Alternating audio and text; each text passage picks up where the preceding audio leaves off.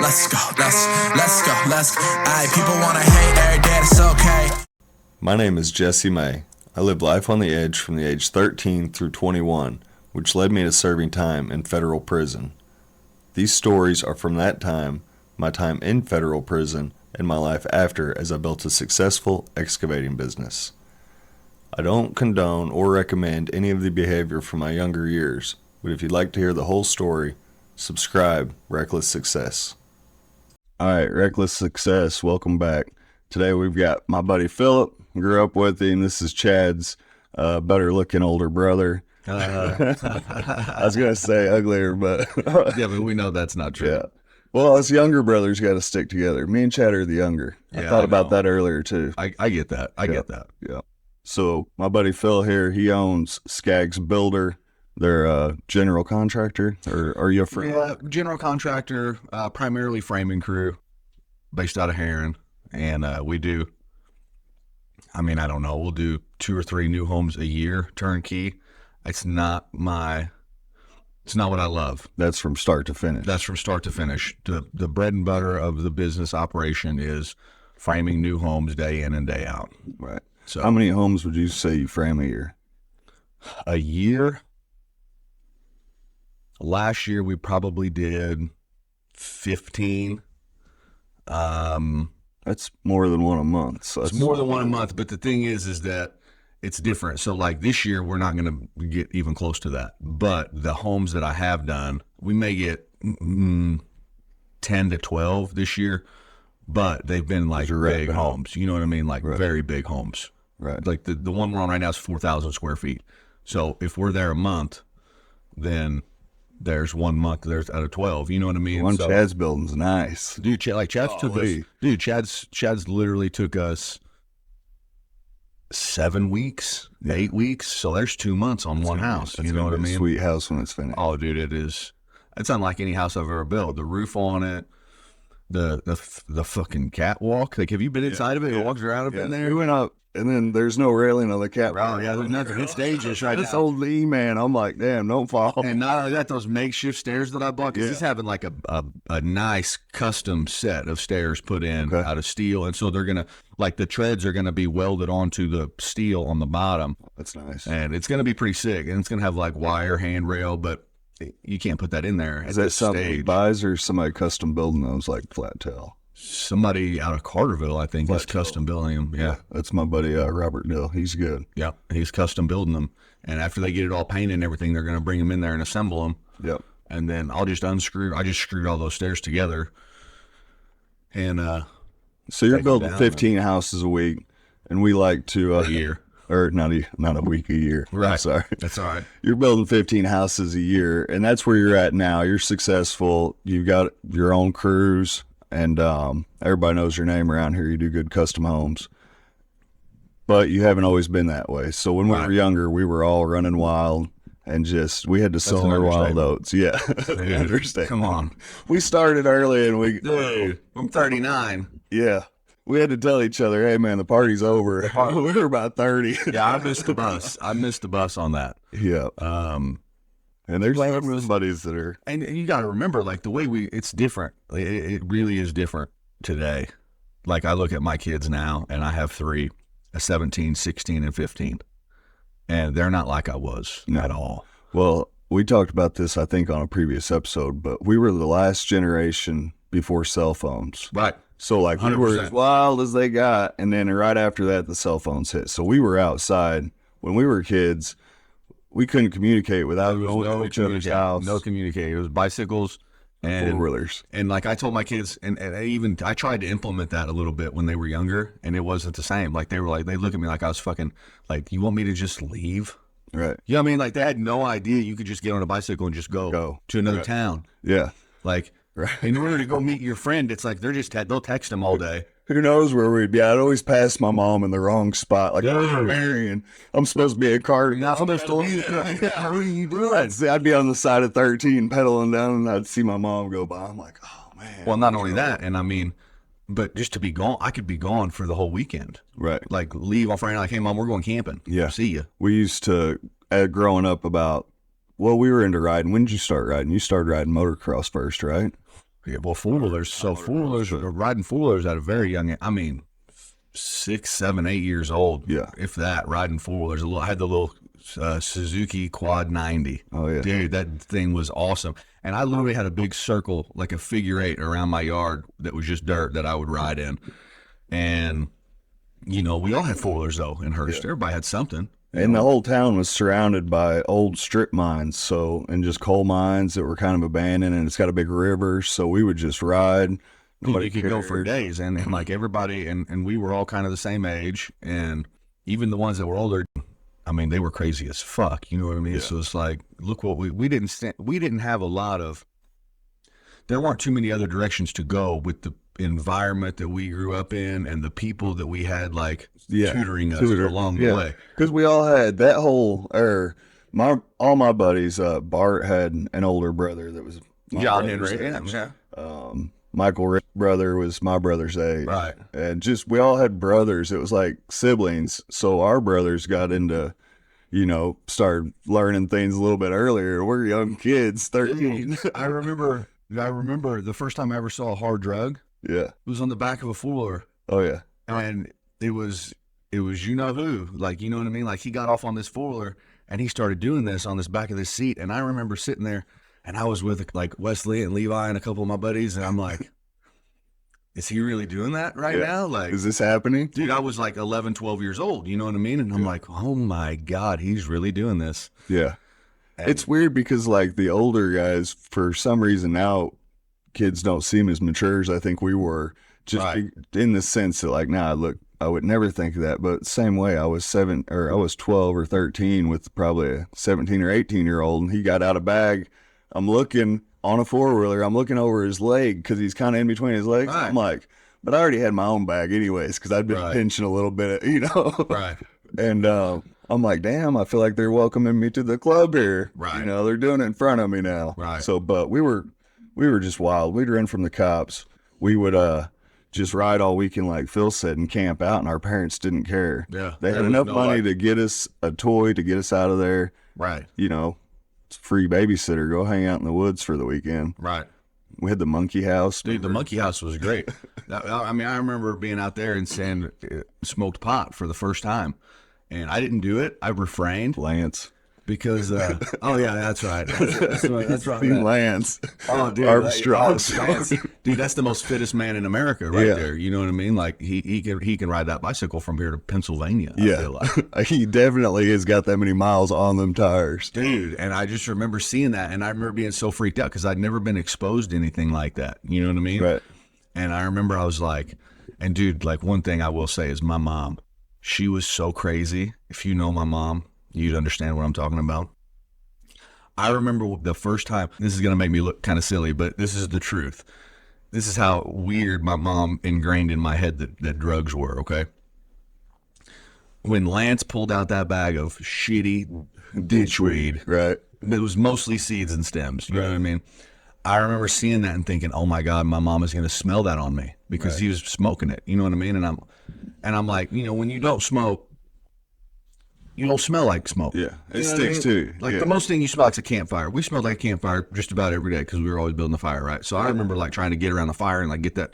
But I was like, oh my gosh, she's going to smell this on me. You know what I mean? Because my mom was crazy like that. Right.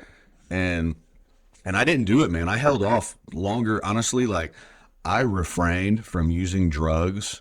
Well, let me say I refrained from using illicit drugs a lot longer than all of my like cohorts and my buddies and shit did. You know what I mean? Like I was, well, what really affected me was because I was racing. I was riding four-wheelers. Well, I started racing motocross early. Did you get a 400EX or a 300EX? Got 300EX first. Right. I had a 300EX. I got under the bridge one time. Yep. I had an old twist throttle. Like, dude, in the mud, it'd get muddy and that fucking throttle would stick on me all the time. Dude, I crashed that thing. I tore up the frame. Right. But then I got the 400EX. And that was when it was like, okay, we went crazy on that thing. And those things are good, man. You can float a fourth gear wheelie on a 400EX. I mean, that thing was that's probably one of the smoothest four-wheelers ever. I agree. Was the 400EX. The 98 or 97. I think it was the 98, dude. The 90. No. They didn't come out until 99. It was 99? Yeah. That was 98, man. It may. Because I remember I didn't have a driver's license. And I got my driver's license in 01, so it may have been 99. Anyway, Yeah. Well, they probably. I started racing motocross on, aside from that. All right. And I remember, when was it? Oh, man, it was summer,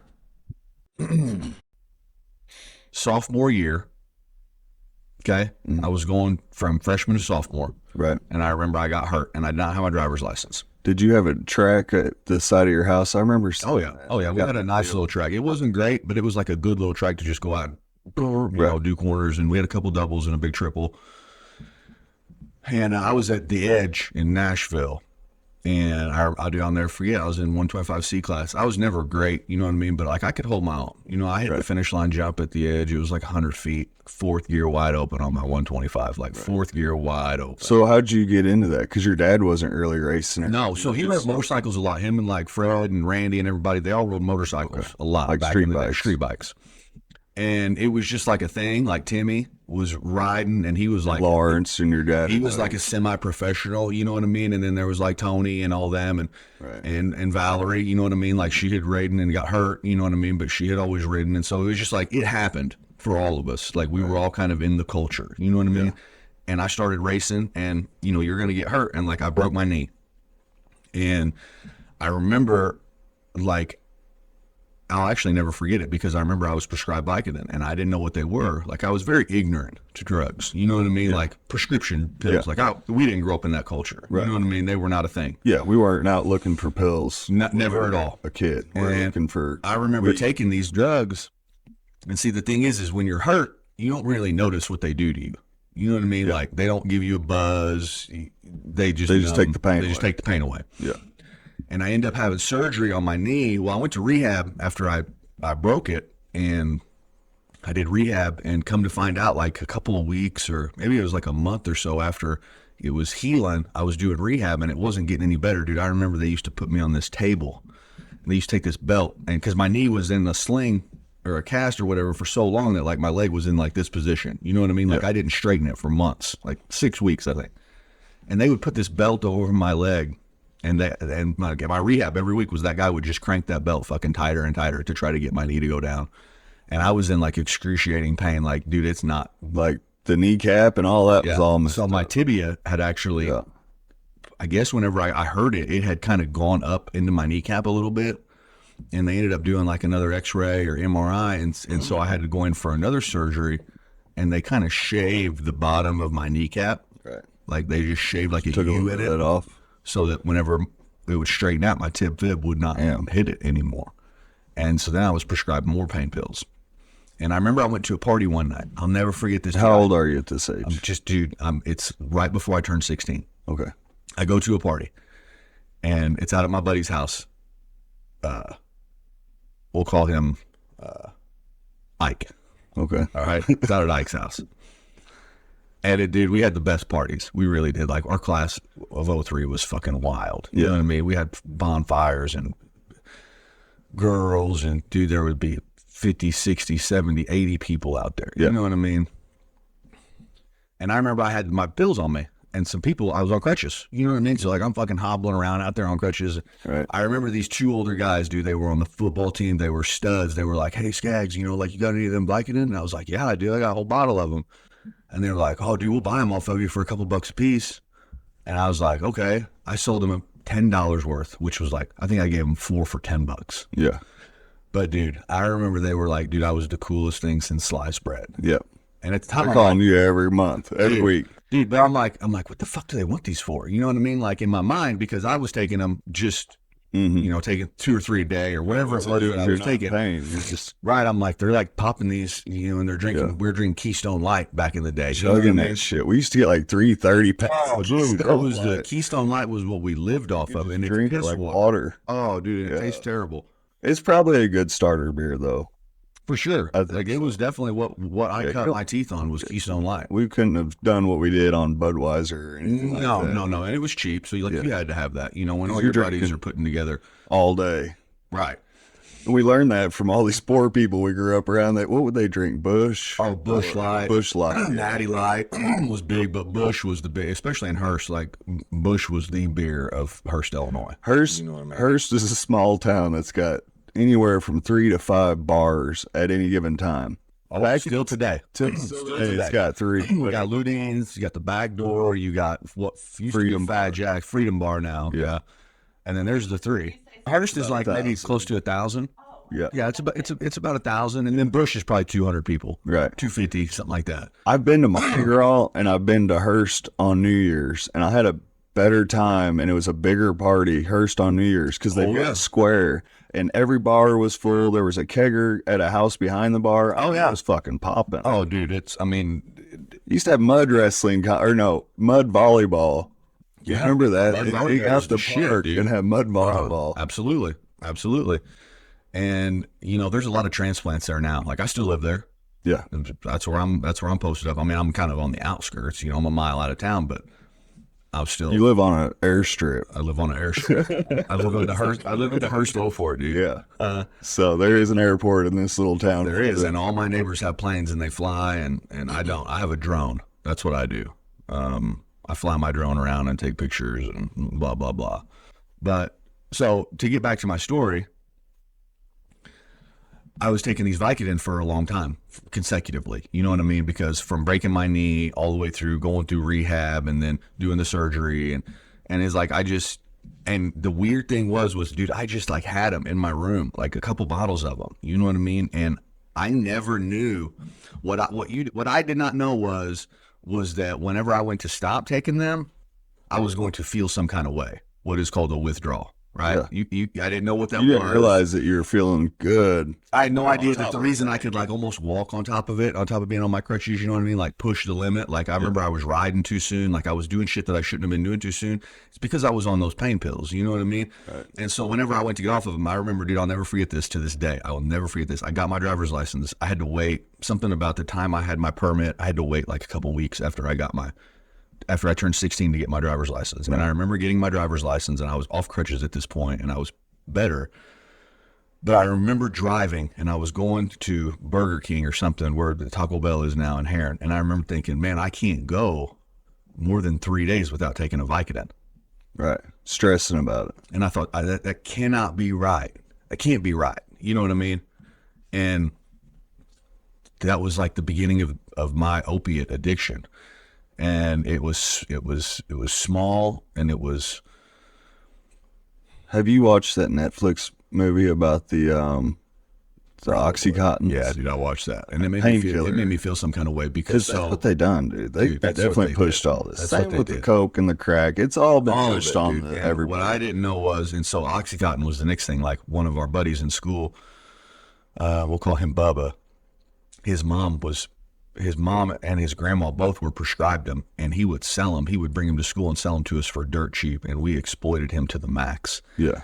And dude, you would have never told me. You could not have told me that what my buddies and me were taking at the time was like the most purest form of synthetic heroin that you could get. Right. No fucking clue. In class. That's what we were doing. All day. In school, in high school. You know what I mean? That we were going out, and then one day it was like, oh, like not only do you take these, but you can like put these in your mouth, and you could wipe the coating off of them, and you could crunch it up and snort it, and it makes you feel like that instantly for longer. Right. It's like, what? Coming back into class, powder all over your nose. Dude, I remember I had never snorted anything. You know what I mean? I'd never snorted any drugs. Like, what are you talking about? Like, listen, in my fucked up mind, I was taking these drugs, but I was like a blue collar citizen. Like my dad had like a good business, and my mom was a teacher. Right, and your mom's gonna whoop your ass if she finds out. But dude, if she knew I was taking them past the time I was supposed to be taking them, like at that point I was hiding them because I had all these pills left over. You know what I mean? So it was like I was like flush. You know what I mean? And I would just take one. I only needed like one a day. So it was like I thought in my mind like I was justifying it and rationalizing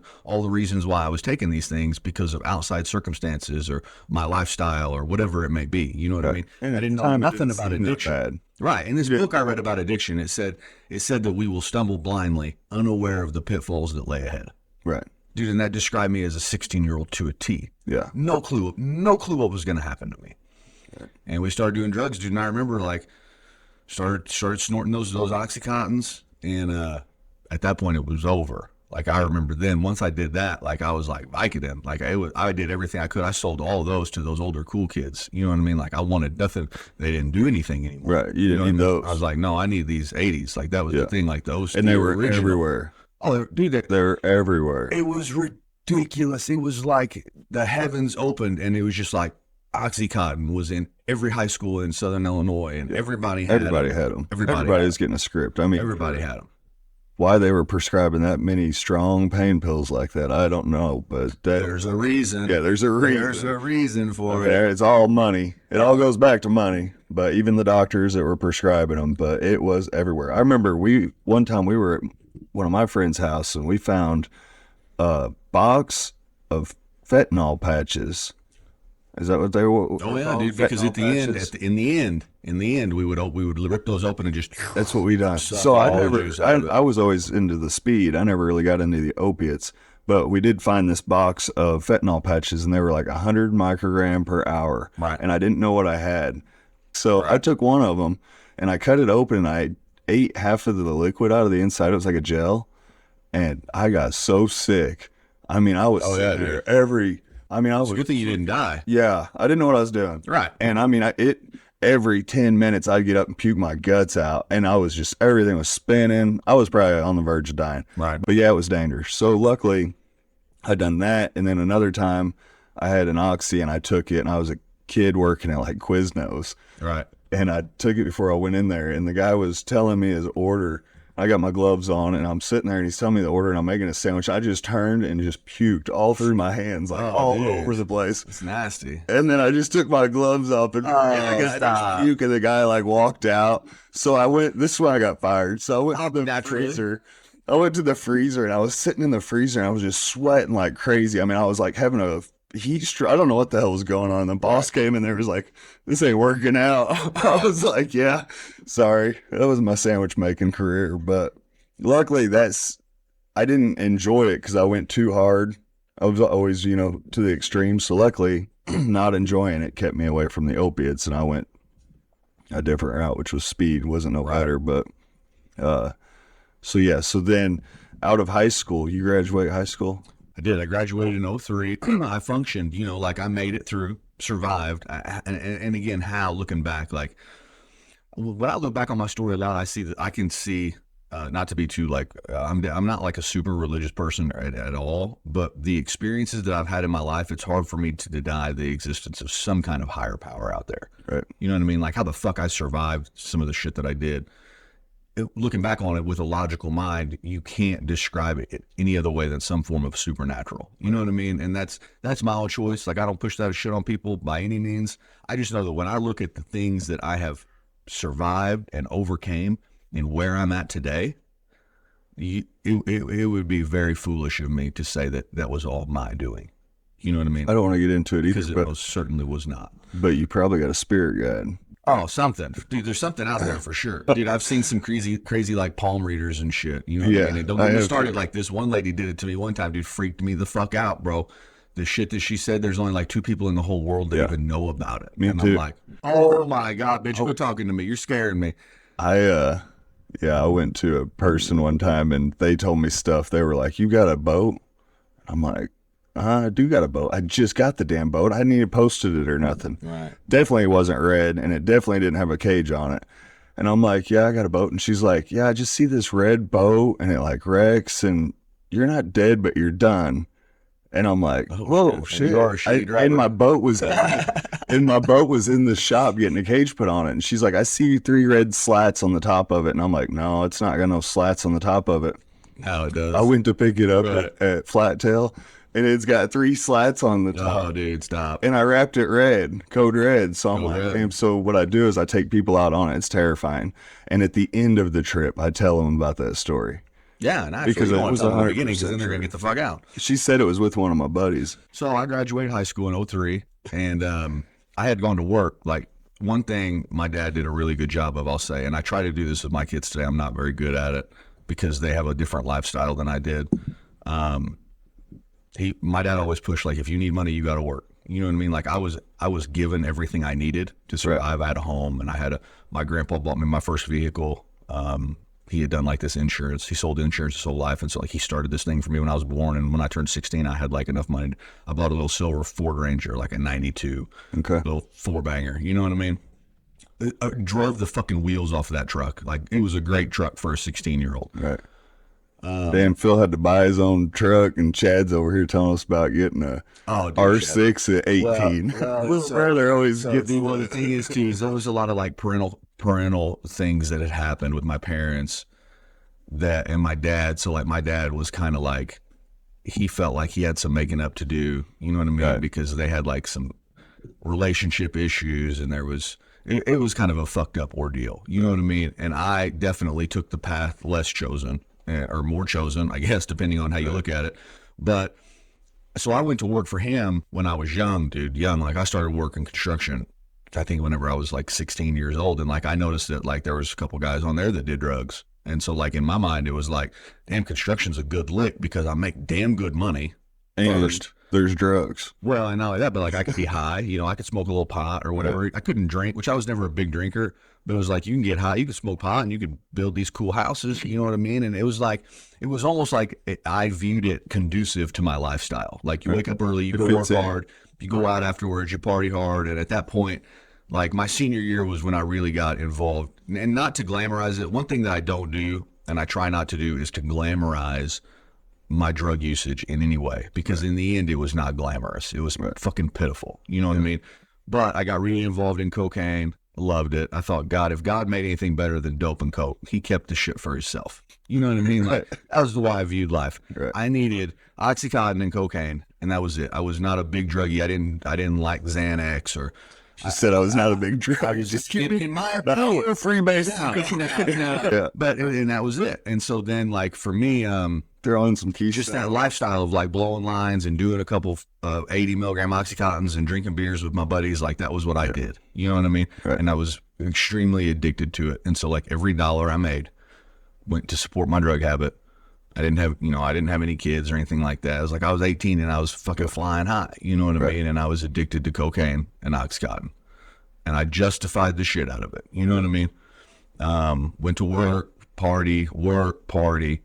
And before you know it, like I was a full-blown drug addict. Yeah.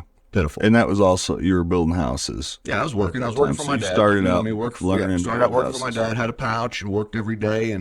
And he was very reputable. He started with nothing. Big name. He built himself a good business, dude. And I still talk to all the guys I worked with back in the day. Like I literally learned from what I believe are like the best carpenters in Southern Illinois, like how to build a house. And they were fucking hard on me. Like in that generation, like tough love was widely accepted at the time. Right. And this is through so what year was that? Just like 04, 05. Coming right when I got out of high school. 2008 bubble. So that 4 years building up, houses were going up like crazy. We had so many fucking houses going, it was ridiculous. And my dad had spec houses, and he had custom homes that we were doing. And so like we worked every day. Yeah. 7 to 3:30, and there was no sign of slowing down anytime soon. Right.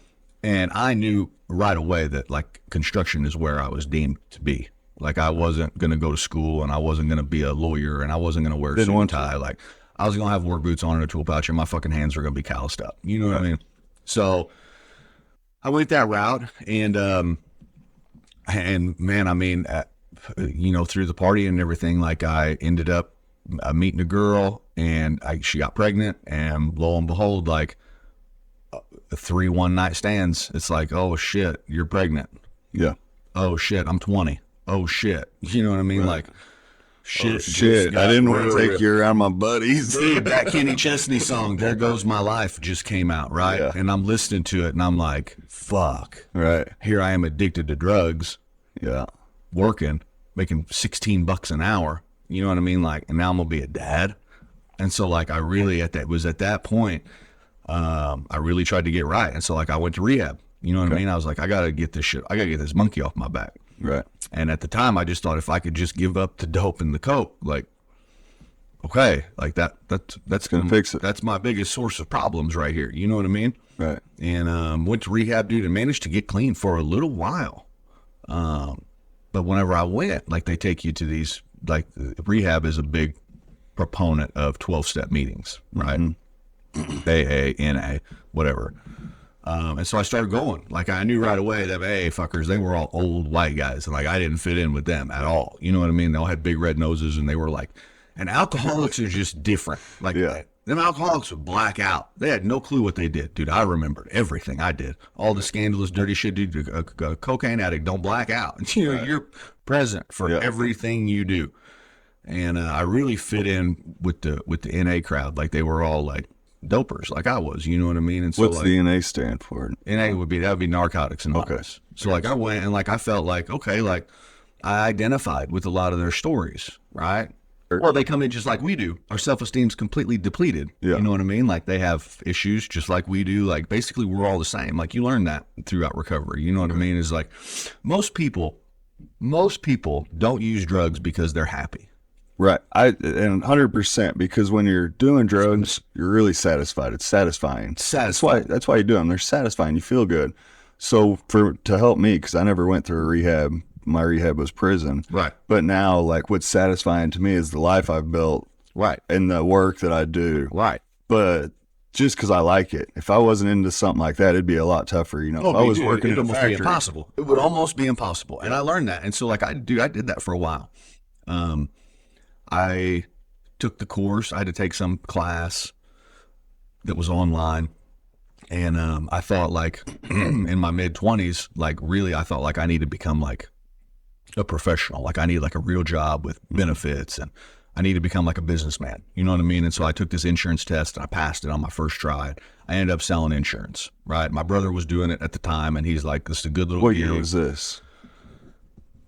Probably 11, 12? Yeah. 2011, 2012, you know what I mean? One of our other friends that I know, I think I remember when I first got home, I got home in like 14, 15, I talked to him, Jeff, and he was selling insurance. JG? Yeah. Oh, yeah. He was big into it. Was you with him? No, I wasn't with him. I was doing this with Chad. We were working at Transamerica. Okay. And I did it for 3 weeks, and it was fucking terrible. I had a suit and tie. I dressed in a suit and tie. I went to the office every day, like, selling life insurance plans, right? Okay. I had benefits. I had 401k. I was going to make good fucking money, and I was goddamn miserable. Right. Miserable. And I remember I went to lunch one day. It was like a month after I'd started doing it. I went to lunch at this Firehouse Subs in Paducah. And I walked in, I had my suit and tie on. I was with my brother and another guy that we work with. And we walk in and we're looking like fucking douchebags. You know what I mean? Got the big monkey shoes on and a suit and tie. And there's this like group of construction workers sitting right 2 oxys and a half gram of coke in his little pocket on the side. No. I was clean at this time. Oh, okay. You know what I mean? I was clean at this time. So I had done like straightened up and got off of it. Okay. But that was it. Like, I had just gotten clean. And so like, I'm like, I need to, like, you know, revamp myself. Right. Like, yeah. And I seen them construction workers in there eating lunch, and I'm just like, dude, what am I doing? They're all fucking dirty, and they're talking shit, and they're eating, and they're getting ready to go back to work. And it was like 75 degrees outside. It was a beautiful fucking day. Right. And here I am in this goddamn suit and tie, and I'm like, it's not it. I quit right then and there. I'm like, I'm done. This ain't for me. Right. I went back to work the next day. Yeah. And that was it for me. That was the end. I worked for my dad for a little bit more, and I was like, you know what? Like, I got to do it on my own. I want to work for myself. Like, I know what I want. I don't want to work for somebody. I do want to do construction. And I remember I got a remodel for a very known radio guy here in town. You know what I mean? Kent. Yeah. And I remodeled his house, dude. Built him a big addition on and remodeled. And it was like that job turned into another one. And then I got hooked up with this guy up in Benton. And he was hooked up with the VA somehow with these veterans, and he was like in charge of all this grant money that the VA would give these veterans for like bathroom remodels to like accommodate them for handicap accessible shit. Right. Yeah. And I got hooked up with him, and for a year, dude, my first year in business, all I did was bathroom remodels day in and day out. And a bathroom remodel will make you never want to do a bathroom remodel. Oh, yeah. You got to tear out the floor. Terrible. You tear out the floor, you got to redo all the plumbing. Like, it was terrible. It's and I grinded, making like $28-$30 an hour, whatever. It didn't matter. I was working for myself. Yeah. You know what I mean? Like, I had my buddy, he came and worked with me for like a year. You know what I mean? Because he was kind of struggling with substances at that time. You know what I mean? And so I grinded. Before you get too far, when he was just talking about the grants, you can get on those government websites and find, if you got the proper insurance and the proper business and you get the SAM number, you can find these contracts on there to do stuff like that. There's the VA puts out. And the people needed them too, you know, because a lot of them were old. older people in their 50s, 60s, 70s. Right. And their bathrooms could just not accommodate them because they'd be all fucked up and they'd be Wheelchair old and they'd be in the fault or- wheelchair. And some of them you couldn't even get through the door, you know what I mean? And Right. so it was a whole ordeal. And I liked doing it. It was just, I had came from new home construction. So it was like, that was all I knew. You know what I mean? Like, here I am, monkey fucking Square around. up a bathroom that was built in the 1890s. Oh, dude, and it was tough. You know what I mean? So then this guy that I'm doing this for, he's like, I want a big garage built at my house. Can you do this for me? And I was like, yeah. Built him a big ass garage with the full upstairs in it, like a 12-12 roof. Like, it was a custom garage. Mm-hmm. Remember I did that. Well, I remember my dad was just getting ready to retire. He kind of retired not long after this, but he was busy. And he was like, hey, he's like, I got more work than I can handle. He's like, I got a couple houses that I need built, and my guys can't get to it all. Come frame these houses up for me. Nice. Yeah. Okay, fuck yeah, dude. This is right up my alley. Let's do it. So I went and framed a couple houses up for him. Then there was another guy that called me, and he's like, hey, I need a bunch of houses built over here. You want to build these houses for me? And I'm like, absolutely. So I started building houses for him. Well, then it's like a year goes by or 2 years goes by or whatever it is. Start getting a crew going. Got my crew going, and all of a sudden it's like, damn, like we've been building houses for the last couple of years. That's all we're doing. You know what I mean? We got a business. We got we're a Skaggs business, Builder. boys. Here we are. You know, we went from doing bathroom remodels to now we're doing this. Mm-hmm. And that was, I don't know, 16, 15, 16, something like that. Well, yeah, you came along in a short period then. Yeah, I didn't man. realize that it was 15 because I got home in 14, at the end of 14, going into 15. Right. I did a little halfway house time. But, yeah, I started from nothing. So, not that you started from nothing, but you were not where you are today. No, for I mean, sure. literally, dude, I remember literally started with like my truck and like my tool pouch, and I had a couple of my own tools, you know what I mean? And just, I remember my dad used to give me shit because every dollar I would make, like aside, I would pay all my bills and then I would buy tools. Right. And it's like, you got to have all this shit. Gotta and he's like, you sure are spending an awful lot of money. And I'm like, well, fuck, man. I gotta got to have be ladders. I honest. got to have saws. I got to have blades. I got to have scaffolding and walk boards. And I didn't have any equipment at the time. You got to want it. You got to want it. You You want got to do it. You know what I mean? So if you go do And- one of these jobs and somebody gives you the money and you go buy a bunch of shit you shouldn't be buying instead of reinvesting in And like your I wasn't business, partying, it's and not like my gonna work. wife, Carrie, like she, like when her and I got together is really when I was at the tail end of my addiction. Mm-hmm. And like I had been clean for a while, but then like I relapsed and I went back out, and her and I got together when I was clean, but I ended up relapsing again. And because it was like, for me, the big thing was again, and I'm going to say this, and not to be too spiritual, but in these 12-step fellowships, there's 12 steps. You know what I mean? Like, duh, that's the whole fucking point of it. But the last step's what? Well, so the last step, so 5 of the steps deal with God. Okay. And I always had a fucking issue. I always looked at God as like a fucked up Santa Claus. Like, if there was really a God, why did he allow this, that, and the third to happen to me? You know what I mean? Like, it was a very like judgmental point of view to where God allowed things to happen to me in situations and circumstances, and I was pissed at him. So like, fuck him. You know what I mean? Like, I'm not going to come to believe that this power could help me, or I'm not going to believe that God could turn my life around. Like, I was very stubborn. You know what I mean? Selfish. Look at what Jesus did for us. Yeah. You're worried about, Well, he didn't and so give me really what it is $5,000 and today. I said this today, like, you know,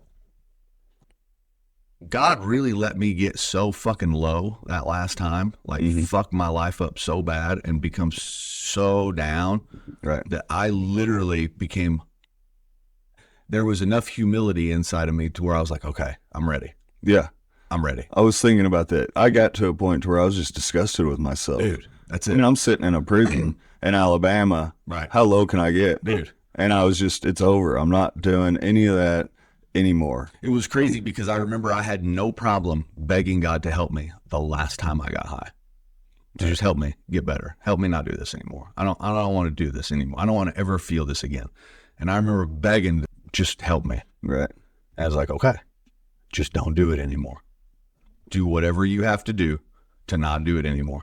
And like, I became immersed in that 12-step. Like, I was like, okay, like I am going to go after this like I would go after the dope or whatever it was that my mind would fixate on. You know what I mean? Like, I'm going to try to achieve this because I wasn't in rehab. I wasn't in jail. I was at home.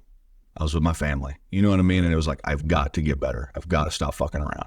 And the dope's it's only satisfying the first few times. Oh, in the end, it's just pure addiction. In the end, you're not even getting high. Yeah, it's not fun. You know, you think it's fun when you start mere out, survival. and then all of a sudden you don't realize it and you're addicted, and it happens so quick, and it's no longer fun. So you're literally spending days just getting high and doing nothing. Right. You're not seeing anybody. You're just stagnant. And so I did that, dude. I would go to meetings all the time, and Carrie, like, bless her heart, like, really is, like, I love that fucking woman so much. She quit drinking. She was like, I call her an earthling, she's a normie. Mm-hmm. She has no addictive habits. Like, she's never done anything in excess. You know what I mean? And she was like, Phillip, she's like, let's stop. She's like, I don't ever have to drink again. Right? Like, I don't ever, and that was all she did. It wasn't like she was a casual drinker. And she's like, we're done. No more alcohol in our house. Like, that life is over. We are 100% fucking sober now, going to church, and we're walking the line. You know what I mean? Right. And I couldn't imagine not having that support. Like, right. Yeah. What if she's wanting to go out to the bar on Friday night, and here I am with a week clean? I'm like, no, you know what I mean? Like, it wouldn't have worked. And so, like, thank God for her. Like, she really, like, helped me out a lot, because it was like, you're going to meetings, we're going to church, you're doing this, we ain't fucking around no more. You know what I mean? And, like, it was like, okay. Yeah. And I started noticing the change, and, like, I became happy, and I started realizing, like, I remember, like, all the reasons why I wanted to feel good. Like, why I wanted to use drugs in the first place. Like, I had to work through all those issues and, like, overcome them. You know what I mean? And so, like, I did that, and then years went by, and it's like life just got fucking good, man. Yeah. You know what I mean? And I was working hard, and I started noticing that, like, doing the right thing for the right reason produces the right outcome. Yes. And that was just how I kept going. Just with everything, just connections. You know, you might go eat at a diner. I've been to diners before and got jobs just by talking to people, because now I'm sober, you know, I'm not all hiding in the corner because I look like shit. Dude, I got a crazy story for you. Okay. So, and again, this is like how I can see how God, my higher power, whatever, works in my life. So the guy that I got hooked up with when I got clean through this VA, doing all those grants, a year goes by, like, he and I built a good reputation. I built him a shit ton of storage units in Benton, built him his big ass custom garage at his house out in Benton. Mm-hmm. About 3 years later, I don't even work for this guy anymore. It's like, hey, we see each other. It's like, hey, Frank, what's going on? You know what I mean? Right. He calls me. His son is on death's door, doesn't know what to do, strung out on drugs. He calls me. Hey, my son needs help. He knew my story. Like, we talked, you know what I mean? He knew what I had overcame, this, that, and the third. And end up meeting his son. His son starts coming with me and going to these meetings and getting right. And to this day, he works for a company in Carbondale, and he's doing good in life. Like, he's a success story. Yeah. You know what I mean? And it's like crazy how that unfolded. And, like, I was there when that guy needed. So, like, that's what the 12 step is. It's kind of corny, like, for an old person to hear it, but, like, if you've ever experienced this, is having had a spiritual awakening as a result of these steps, we learn to carry this message to others. Okay. So it's like, I was in a position in life when his son needed help, that I was able to do that for him. Like, give him the same thing that was given to me. Right. Be it support or unconditional love or mercy, whatever it is. Like, hey, I know you're fucked up in life, but, like, let me show you the way. Yeah. Like, go down in that hole that motherfucker has fallen in and jump right down there with him and be like, let's get up out of here. You know what I mean? It can be done. And that was cool. That was just one, dude. There's been so many instances that I've had like that. But in my experience, they've got to want it. 100%. I didn't want it. There have been many more that have not succeeded that I've tried to help, that you just got to say, like, I love you, bro, but you know where I'm going in life. This is the direction and the route I'm going. And whenever you're ready to join me, I'll come get you out of there, and you can walk it with me. Right. And they don't do it. And that's kind of... Look at Travis. Look at Travie Trav. Right. That perfect example. He did it with me for a year, bro. Yeah. A year. And I'm telling you, he was as straight as that fucking wall right there. Really? And he flew right. And he came to me. Dude, I've never had another person do this. And that's why I have the respect for him that I do, even though he's a fuck up. I love that motherfucker, and I do have a lot of respect for him. He came to my house, and he said, I'm leaving this life. And I'm like, I knew at that point there was no talking him out of it. You know what I mean? Right. And he hugged me and he's like, dude, I love you. And you've helped me in ways that nobody's ever helped me before. And he's like, but I just needed to let you know that like, I'm going back out. Right. And I thought, dude, that's the most, well, it's dumb as fuck. Right. Right. Cause now he's in prison again. But Now? I'm like, Right now? Right now. Yeah. I just seen him a couple months ago. Yeah. He's back in right now. Damn it. It's a long story. Okay. But he did it. He made the mental decision. Like he made a conscious decision to go back to that life. Yeah. You know what I mean? And he didn't lie about it. He didn't try to hide it and act like he was clean. You know what I mean? Right. And the respect I have for him because of that. Yeah. Because as stupid as a fucking decision as it is, like A very wealthy person, by the way. Yeah, I just recently met with him. So I was looking for the table, and he had a table. you told me about the story. Oh dude. my goodness, He's all geetered up. all over the place. He Right. was, he was like, You know, so getting back to one thing I will say is people like us, people who have addictive nature, we can become very successful because we have a drive that other people don't have. right. You know what I mean? Yeah, I've always been, I switched my addiction basically from drugs. Oh, to don't work. let me get a work addiction because I'll fuck around and do some shit with it. Like I can make some money. Yeah. You know what I mean? I'm Whether out there it in be the dark concrete or working because I'm addicted to this shit. well, not only that, and Like I don't have any fear to. One thing that's been I've noticed is like I'll go borrow money. Yeah, I want to build something or I want to buy something or I want to do this. Like I ain't fucking scared. Listen, because I know what it's like to be broke. Yeah. At the end of the day, everything I have can fit in the spoon real fucking neat. right. Like right there. You know what I mean? So I know what it's like to have nothing. And I'm not afraid of losing it all in order to risk building it all. Right. You know what I mean? Yeah, Like, okay, 100%. like I want to go big and I want to do this and I want to do that, but you got to take risks. Yep. You got to borrow money. You got to have, And be smart with it. dude, I have thousands Just of borrow dollars a money. month in debt. That, Be smart with that money. for my equipment and the land that I own and whatever, you know what I mean? But at the end of the day, like it'll all work out. Yeah. You know what I mean? And you It'll just all keep work building. You start small, and if you got a $200 a day drug addiction, imagine how quick that would build up. Right. If you didn't have that addiction, if you just kept getting that money and saving it and Right. putting it towards building, because you can start out different trades. I mean, you can start a business pretty cheap. You can start a gutter business probably under 10 grand. Oh, dude, listen, here's a life hack. Anybody out there listening, if you're thinking about joining the trades and you're 17, 18 years old, become a stonemason. There you go. Let me tell you this right now. For $1,000 in tools, you could make $2,000 a day.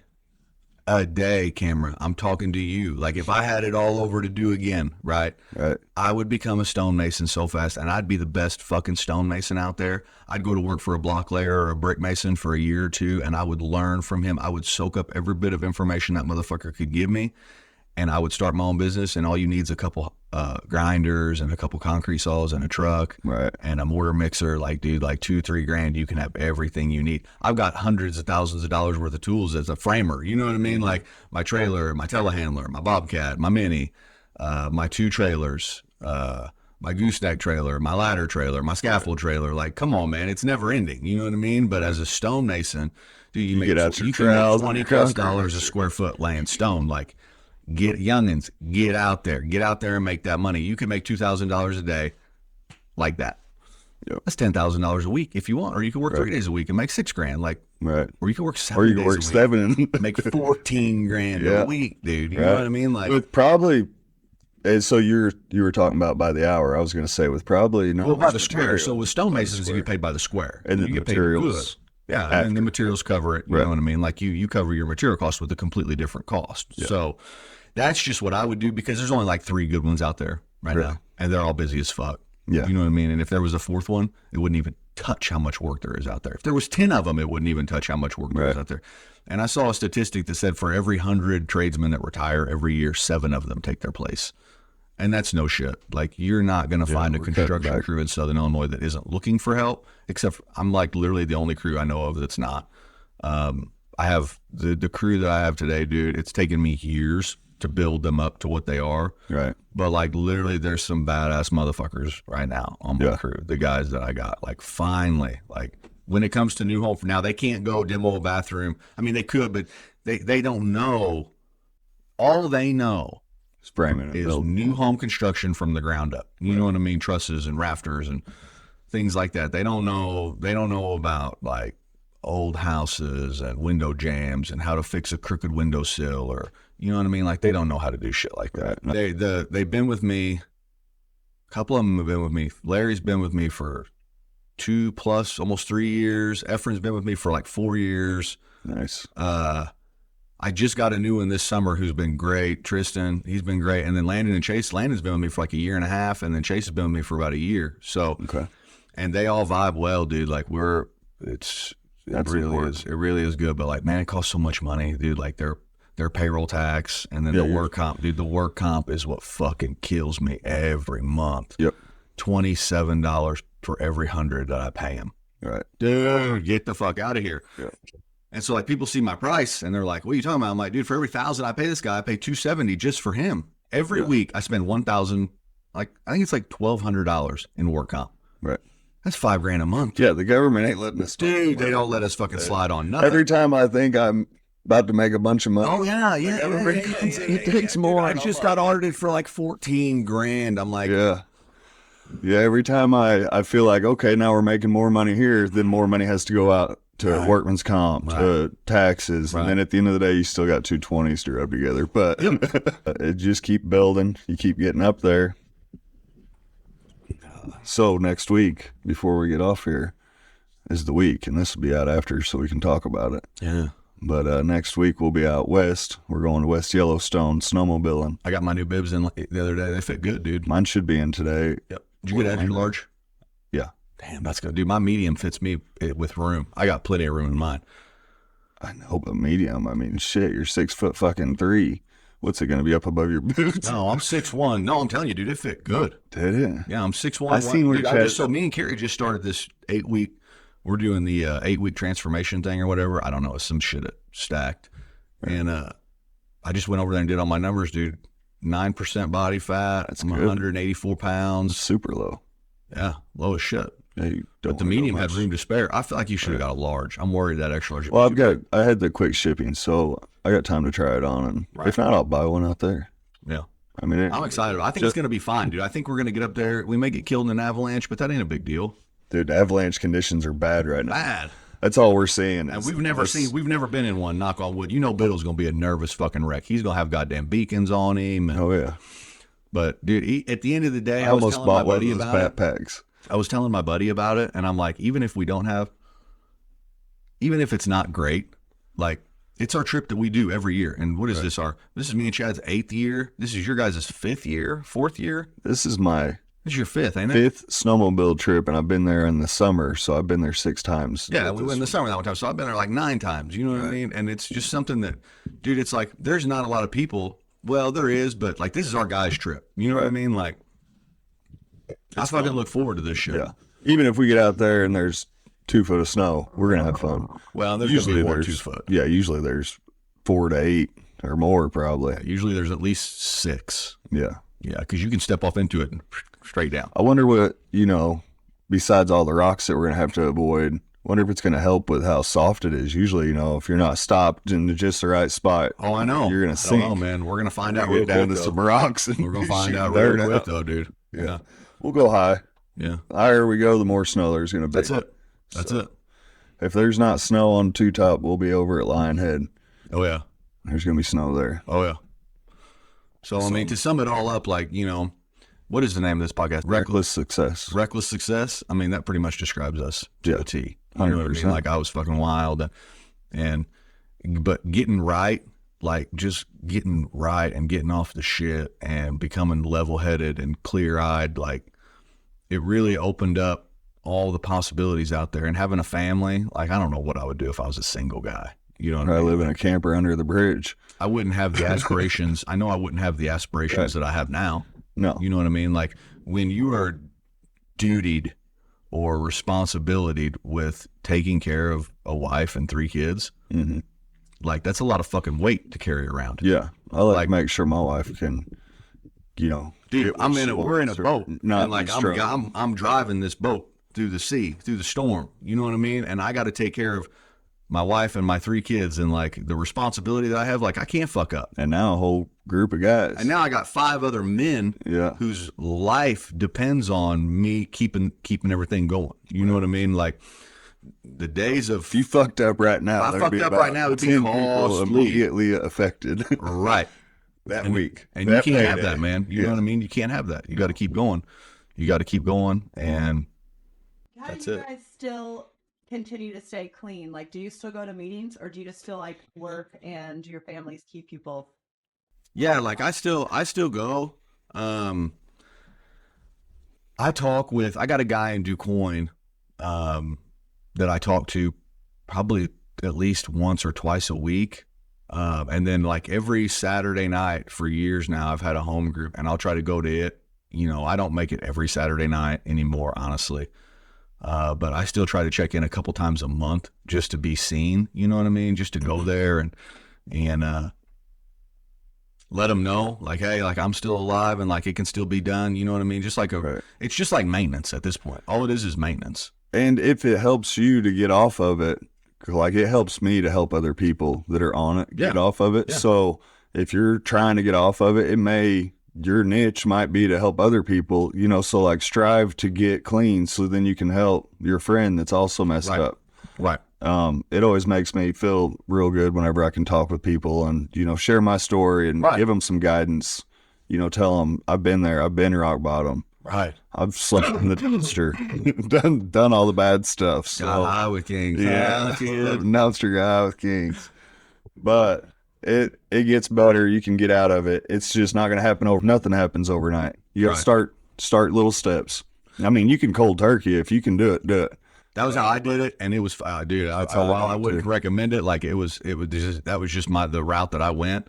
And so for me, being involved with that 12-step fellowship was probably the best thing I ever did because, and it went from like for years I was heavily involved. Like I've been on like service committees and business meetings and business committees. And like I put on events and done a lot of things. And then like kind of once COVID hit, like everything, like all that kind of went away. Like we completely shut down for that year. You know what I mean? And so getting back after COVID, like I know I haven't been doing as much. It's definitely more on like the maintenance side, but like I can honestly say like there was a couple times when I hadn't been going for a long time, like I could feel, cause like my mind, I call it the enemy. Like I have him in my mind, that the thing that's like, hey, we could hit that lick, or what the fuck, she's fucking around, you know, like that fucking paranoid, like vindictive little motherfucker that lives in my mind that like, it's like the thing of the two wolves, you know, like whichever one you feed is going to be the one that's predominant. You know what I mean? Like the good and the evil, that type of thing. You and Chad talking about trees in the forest and you can't see yourself. You're talking. Right. I know for me, like if I, like the more I'm involved, like with like being like conscious of my mental state and like which wolf I'm feeding, like the better I'm doing. Yeah. But like if I do start backsliding and I start listening to that motherfucker just a little bit too much, I'll become crazy. Yeah. Crazy. Like mentally insane. I mean, it just takes me being around those people again. Right. 10 minutes later, I'm already talking like them. Yeah. I'm already like, what are you guys doing over there? So it's just, for me, it's just staying away from it. If I see anybody that's, you know, my drug of choice was meth. So if I'm around anybody that's got meth, that does meth, I'm getting the hell away from them. Right. I don't want you around me. I don't want to be around it. Right. You know, it took a lot of years away from me. So that's a good thing. Just get away from that shit. Yeah. You know? Yeah, you got to cut ties 100%. Yeah. 100%. I see him today. Like, I love you, bro. You know what I mean? But I ain't going that route. Like, not going to do it. And it's sad. I see now that I'm sober, you know, I was strung out at a young age, but now that I'm sober and I see our friends that are strung out. Oh, dude, especially the year we graduated, Jesse, like, dude, there's so many fucking derelicts, dude. Like, it really is. Like, well, I just went to my 20. That was funny. Me and Bart and Mazer and Jeff were all there. And you were part of that class too, but you ended up moving to fucking Carterville. So, but it's like, not only that, and I'm going to say this, and I know this is going to sound terrible. Don't even edit this either, Ellie. But like, there's a lot of fat people. And that was another thing. All right. Like, I realized at my 20-year reunion, like, I want to be healthy. Right. Like that was like, it was right after that I quit vaping. I'm like 7 weeks now. You know what I mean? But I'm like, I don't do alcohol. I don't drink alcohol. Like, dude, you know how many people drink alcohol every day? Yes, I know a lot. Every day. Yeah.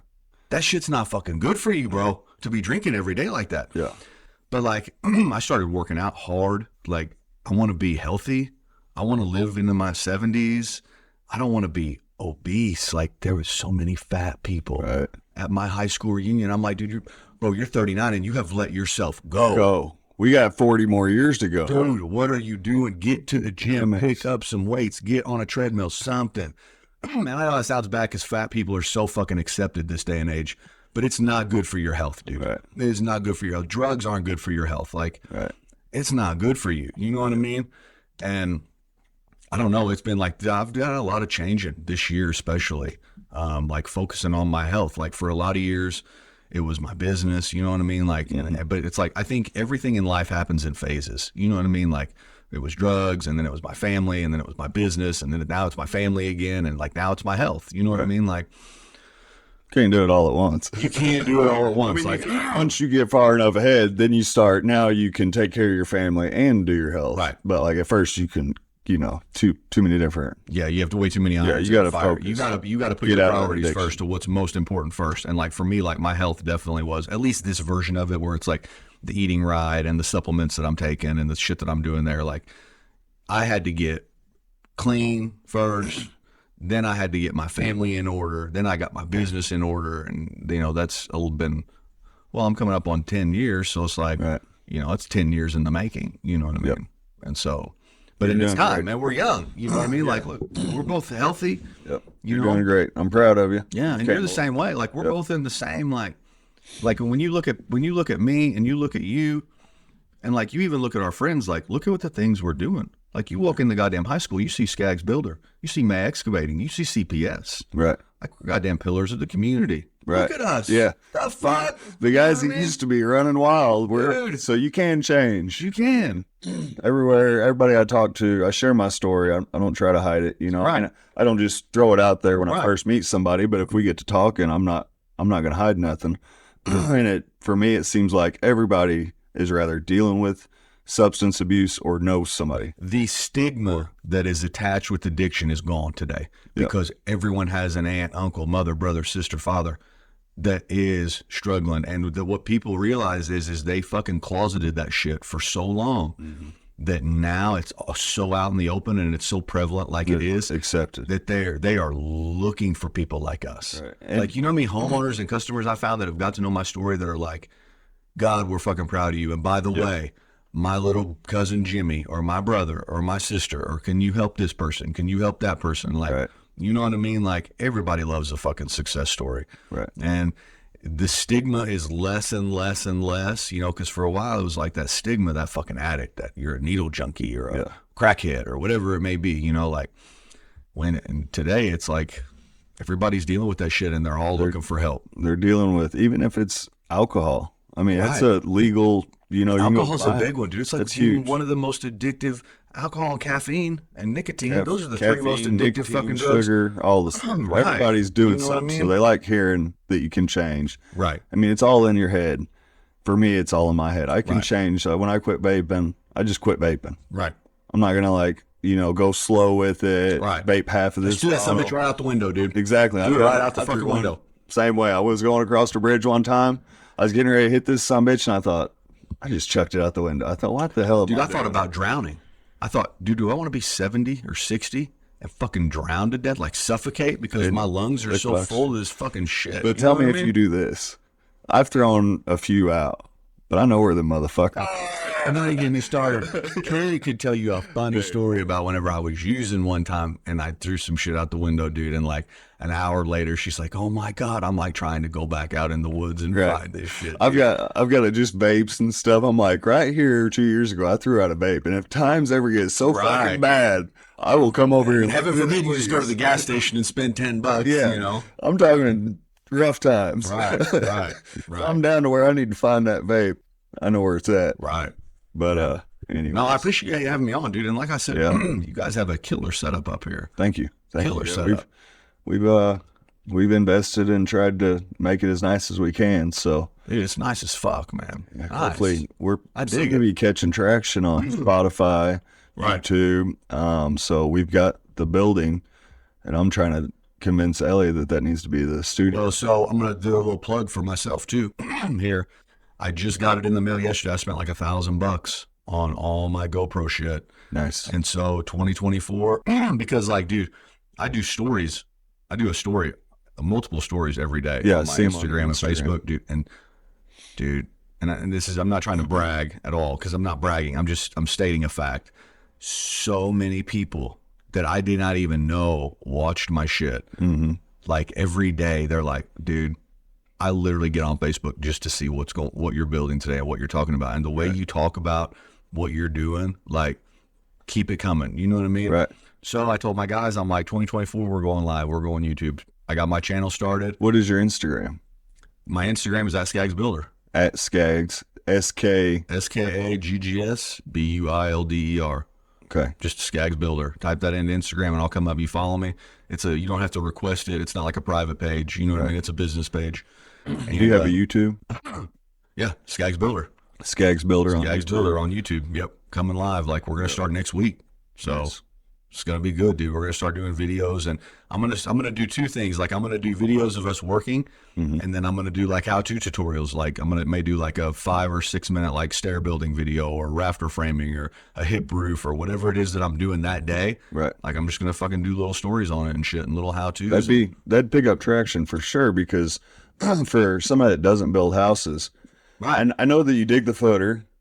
Yeah. After that, Right. I have no clue. I don't Right. know. I mean, they lay block, and then I don't know the steps. So knowing those steps, It's know, going to be like a start to finish thing. So there's going to be like my videos are going to consist of what I'm going to do is I'm going to label it by the house, by the name of the person we're building the house for, and we're going to go start to finish. nice. Then the next house is going to be this house, start to finish. And then in between there, I'll do like little like tips or how-tos like on certain aspects of the job, be it squaring up the foundation or digging the footers or Right.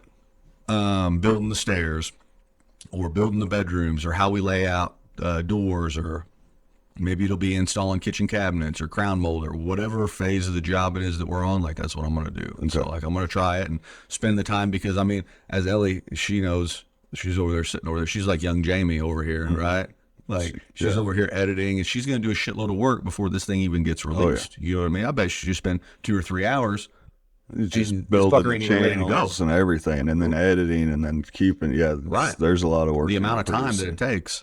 So, yeah, but I'm going to try it. And maybe, you know, in the next 6 months or a year, it'll slowly take off and develop to where maybe one day building homes is my passive income and YouTube full time. You know what I mean? Is what I'm doing. Like, there's a lot of people out there that are doing it, dude. Oh yeah, A lot of people out there that are living off of YouTube. yeah.